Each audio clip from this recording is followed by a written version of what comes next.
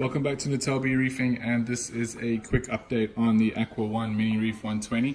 As you can see, we've got the lights on in the house. Normally we take the video with only the tank lights on, but it's because today I wanted to have show everyone a little bit of what's going on around the tank and not just in the tank itself. So if we have a look here, this was planned to be the sort of plumbed in little nano system that was going to be there, but now it's become the storing house for my magnesium supplement.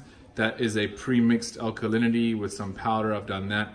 I had 100 mils of that a day, and I'm dosing about 10 mils of that to try and elevate the magnesium, which takes forever. So we'll have a look at what's inside the cabinets first. So on this side, we've got all of the electronics.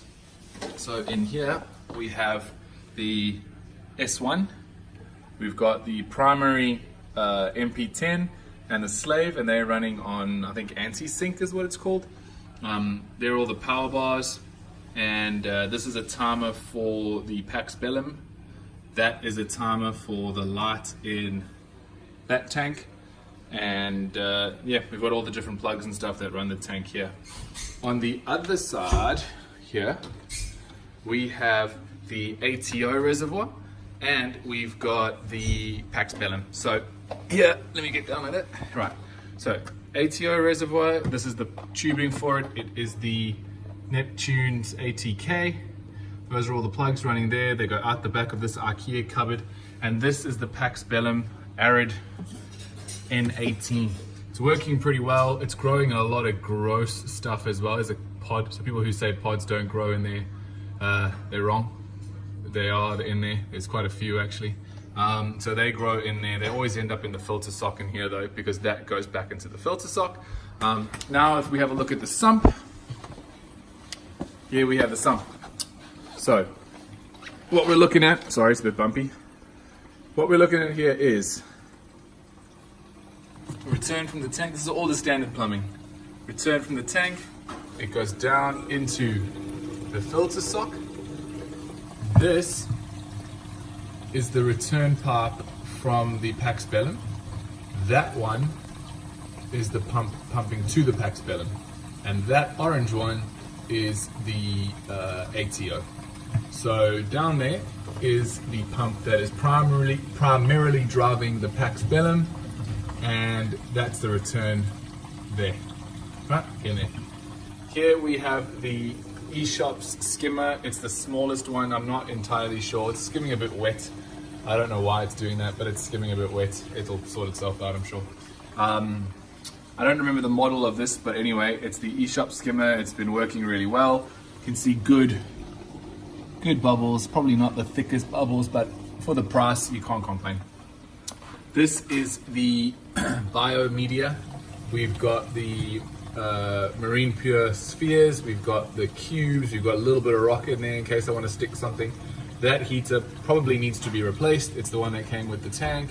It's been in there for almost 2 years now. And you can see the sump is pretty clean. There's a little bit of nonsense in and around here. It's hard to not have nonsense in there, but it's not too bad. And then this chamber is the return chamber with the Neptune ATK in it, and that is the S1. So this is a little makeshift way to get rid of the cables, so they don't hang over the top of the water.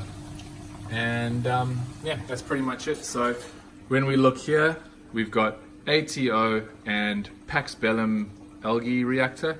That's been working really well, maybe even too well. I've turned down the amount of time that it's going. Skimmer chamber, pump for Pax Bellum, filter sock with the return for the Pax Bellum, the ATO top off in the back, all coming into this first chamber here. We've got biomedia, return chamber, back up through the green tube, and then out the top up there. So that is what happens underneath here.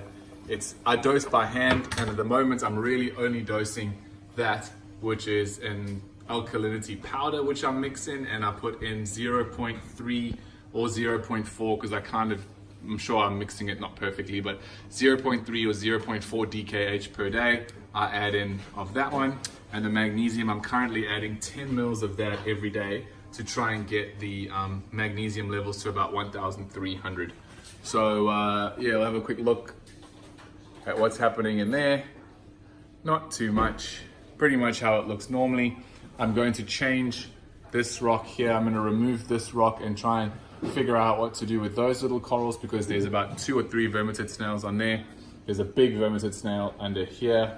So I'm going to get the clam off that rock and just put it straight down on the ground, or find a different piece of rock for it. And yeah, that's it. So thanks for watching, and peace.